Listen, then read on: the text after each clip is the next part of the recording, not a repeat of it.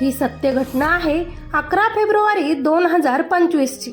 मुंबईच्या मालाड मालवणी परिसरातील ज्या मित्राने स्वतःच्या घरात बायको नको म्हणत असतानाही ज्या मित्राला राहायला जागा दिली, 2 वेळचं खायला अन्न दिलं, त्याच मित्राने याच्याच घरात याच्याच बायकोसोबत याच्या 2 मुलांसमोर अतिशय लाजिरवाणं कृत्य केलं। वाईट तर याचं वाटतं की याची बायकोही त्याच्या अनैतिक संबंधात बरोबर फसली आणि लहान मुलांसमोरच त्या दोघांनीही त्या दिवशी मुंबईमध्ये प्रत्येकजण एक स्वप्न घेऊन येतो। त्याच आशेनं उत्तर प्रदेशातील फैजाबाद जिल्ह्यातील रहिवासी असणारा राजेश चव्हाणही आपली बायको पूजासोबत मुंबईत आला होता।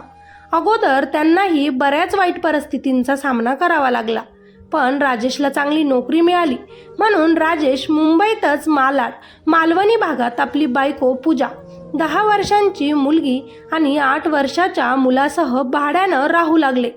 एक दिवस अचानकच राजेशला त्याच्या गावाकडील एक जुना मित्र भेटला, जो मुंबईमध्ये काम न मिळाल्यामुळे निराश होऊन परत आपल्या गावी जात होता।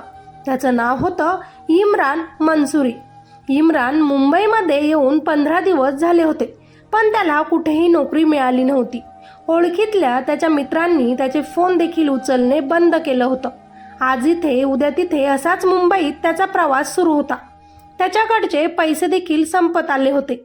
कधी बस स्टँडवर तर कधी रेल्वे स्टेशनवर तो झोपायचा। अतिशय हालाकीत त्यानं मुंबईत दिवस काढले। मुंबईत आपल्याला काही नोकरी काम मिळणार नाही म्हणून आज कंटाळून तो त्याच्या गावी निघाला होता। तेवढ्यातच त्याला त्याचा जुना मित्र राजेश भेटला। राजेशलाही आपल्या गावाचा माणूस भेटल्यानंतर खूप आनंद झाला।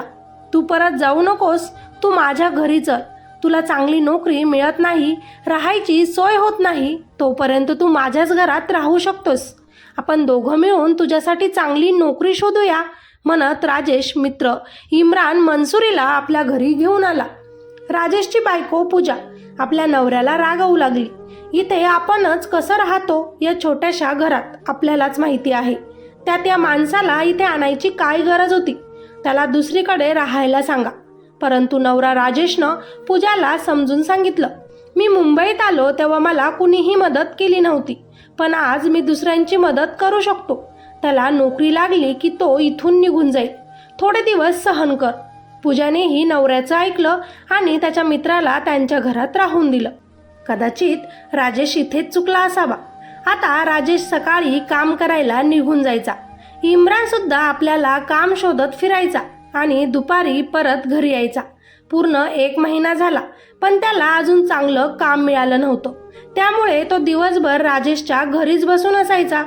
त्यामुळे पूजा आणि त्याची एकमेकांसोबत बोलून घट्ट मैत्री झाली होती।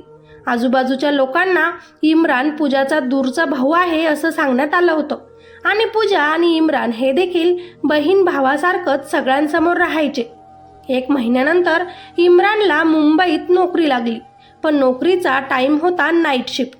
आता राजेश जेव्हा सकाळी कामाला जायचा तेव्हा दिवसभर इम्रान घरीच राजेशच्या बायको मुलांसोबत एकटाच असायचा आणि त्यामुळेच पूजा आणि त्याच्यात जवळीक वाढत चालली होती।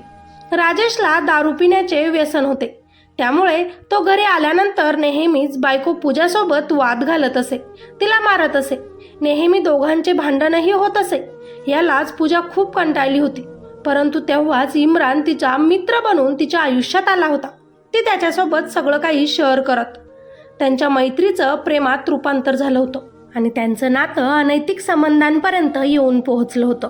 सकाळी नवरा कामाला गेल्यानंतर नाईट शिफ्टला गेलेला इम्रान घरी परतायचा। घरातील मुलं लहान होते, त्यामुळे या दोघांचे प्रेम त्यांच्यासमोरच चालू व्हायचं। लहान मुलांना काही कळत नव्हतं की त्यांच्या आईचं आणि काकाचं काय सुरू आहे। हे अंकल आपल्याच घरी राहतात इतकंच त्यांना माहीत होतं। आता रोज रोज तेच घडत होतं। दिवसभर काम करून थकून आलेला राजेश आता पूजामध्ये बदल बघू लागला होता। रात्री जेवण करून पूजा झोपून घेत असे। नवऱ्यासोबत प्रेमाचे 2 क्षण बोलायलाही तिच्याकडे वेळ नव्हता, कारण दिवसभर ती नवऱ्याच्या मित्रासोबत काम करून जे थकायची। नवऱ्यानं कधी शारीरिक सुखाची माग केली की तिचा नकार असायचा, त्यामुळे त्या नवरा बायकोत भांडण होत। पूजा गेल्या कित्येक दिवसांपासून राजेशच्या जवळ आली नव्हती, पण तरीही पूजा खूप आनंदी असायची। तिच्या चेहऱ्यावरील आनंदाचे कारण आपला मित्र आहे, कदाचित आपल्या पाठीमागे काहीतरी सुरू आहे अशी शंका राजेशला हळूहळू येऊ लागली. म्हणून तो आपला मित्र इम्रानला एक दिवस म्हणाला, तुला चांगली नोकरी लागली आहे, पैसाही तुझ्याकडे येत आहे, त्यामुळे तू आता दुसरीकडे राहण्याची सोय कर. नवऱ्याची ही गोष्ट मात्र पूजाला पटली नाही. ती इम्रानशिवाय राहायचा विचार आता करूच शकत नव्हती. पण त्यांच्यामध्ये आता राजेश येत होता.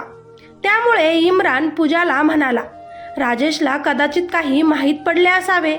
तो म्हणतोय त्यामुळे आता मला खरंच हे घर सोडून जावं लागेल वाटतं. त्यामुळे आता आपल्याला भेटताही येणार नाही. कदाचित मला हे घरच नाही पण मुंबई सोडूनच गावी जावं लागेल, कारण इथे घर शोधणंही खूप मुश्किल आहे ग. भावनिक बोलून इम्राननं बरोबर पूजाला त्याच्या जाळ्यात अडकवलं होतं. प्रियकर दूर जाईल या भीतीनं पूजा घाबरली होती. घरात आपले 2 लेकरं आहेत त्यांनाही ती आता विसरली होती. तिला त्या नवऱ्या व लेकरापेक्षाही नवऱ्याच्या मित्रामध्येच जास्त जीव अडकत होता. त्या दिवशी राजेश कामानिमित्त घराच्या बाहेर होता. तेव्हा पूजा आणि इम्रान एकमेकांसोबत बोलताना ठरवतात, आता रोज आपण भेटतो. आपल्यातील अनैतिक संबंध किती दिवस असे चोरून टिकणार. नवऱ्याला जर समजलं तर कधी आपल्याला पुढे जाऊन भेटताही येणार नाही आणि कायमस्वरूपी आपल्याला जवळ देखील राहता येणार नाही. तेव्हा दोघंही खतरनाक एक प्लॅन बनवतात राजेशला कायमचा संपवण्याचा. म्हणून दोघांनी राजेशच्या हत्येचा कट रचला. शनिवारी रात्री पूजा आणि इम्राननं राजेशला मारण्याचं ठरवलं होतं. म्हणून राजेश घरी आल्यानंतर इम्रान त्याला म्हणाला की मी आता तुझं घर कायमचं सोडतोय, पण त्या अगोदर आपण पार्टी करूया. मला तुझ्या घरात तू राहायला जागा दिली, 2 वेळेचं अन्न दिलं, त्या बदल्यात मलाही तुझ्यासाठी काहीतरी करू दे. राजेशला देखील दारू पिण्याची सवय असल्यामुळे तो पार्टीसाठी तयार झाला. इम्रानने घरीच खूप सारी दारू आणली. पूजाने आणि इम्रानने आधी राजेशला भरपूर अशी दारू पाजली आणि नंतर मुलांसमोरच त्यांच्या वडिलांची त्यांनी हत्या केली. चाकूने वार करून त्या आईने व तिच्या प्रियकराने राजेशचा जीव घेतला.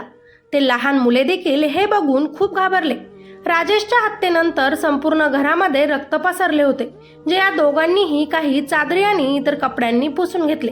त्या दोघांनाही त्यांच्या शरीरावर रक्ताचे डाग पडले होते, म्हणून त्यांनी त्यांचे कपडे बदलले, पुन्हा नीट घर पुसून स्वच्छ केले आणि नंतर राजेशचा मृतदेह त्याच्याच दुचाकीवरून घेऊन 500 मीटर अंतरावर जाऊन एका निर्जन स्थळी फेकून दिला. त्यानंतर पोलीस ठाण्यात जाऊन नवरा हरवल्याची खोटी तक्रार या पूजाने दाखल केली. त्याचा एक फोटो देखील तिथे दिला.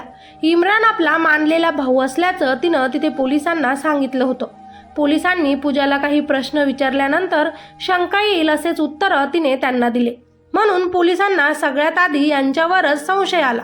पोलिसांनी या प्रकरणाचे गांभीर्य ओळखून तातडीनं या प्रकरणाचा तपास सुरू केला.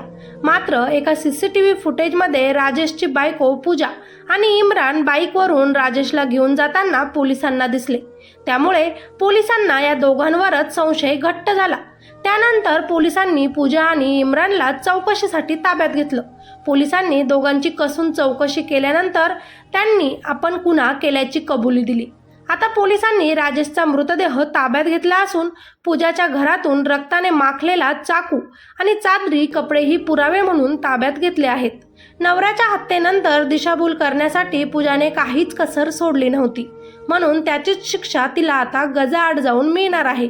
परंतु मित्रांनो, या घटनेनंतर स्वतःच्या डोळ्यांसमोर आपल्या आईनं आपल्याच वडिलांना मारलं, त्यांचा जीव घेतला, याचा विचार करणाऱ्या त्या निष्पाप लेकरांची काय चूक, ज्यांना आज अनाथ व्हावं लागलं, आणि त्या नवऱ्याची काय चुकी, त्याच्याच मित्रासाठी त्याच्याच बायकोने त्याचाच खून केला.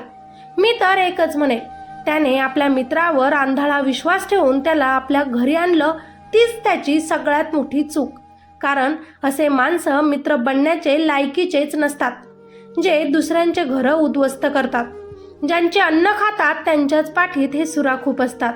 बहीण भावाच्या नात्याला हे कालीमा फासतात. या गोष्टीतून एकच शिकावं, कितीही जवळचा व्यक्ती असू दे, किंवा मानलेला भाऊ असू दे, किंवा मित्र असू दे, किंवा कुणी नात्यातलाच असू दे, पण आपल्या घरी राहण्यासाठी घेऊन येऊच नये. कितीही आंधळा विश्वास आपल्या बायकोवर, मित्रावर असला तरीही, कारण कुणाची नियत कधी बदलेल हे अजिबात सांगता येत नाही. यांना दोघांना तर चांगली शिक्षा मिळायलाच हवी, पण वाईट वाटतंय त्यांच्या त्या लहानशा लेकरांसाठी. जे आता अनाथ झाले आहेत. डोळ्यांनी बघितलेलं ते कधीही आता विसरू शकणार नाही. कदाचित ही गोष्ट आयुष्यभर त्यांना त्रास देईल.